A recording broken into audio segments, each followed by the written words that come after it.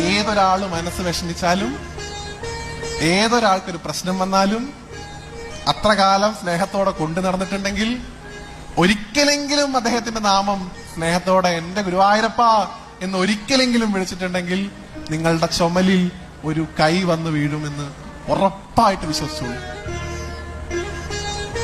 ഞാൻ ഗുരുവായൂരപ്പന്റെ നാമത്തിലാണ് നിങ്ങളോട് പറയുന്നത്.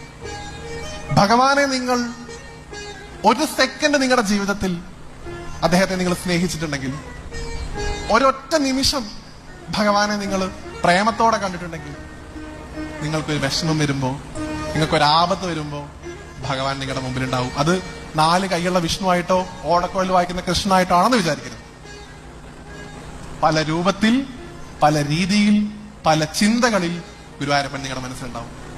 നേരത്തെ പറഞ്ഞല്ലോ, ഭഗവാൻ ധർമ്മച്യുതി വരുന്ന സമയത്ത് അവതാരങ്ങൾ എടുത്തുകൊണ്ടേയിരിക്കും. എവിടെയാ അവതാരങ്ങൾ എടുക്കണേ? ഹരിദ്വാറിലോ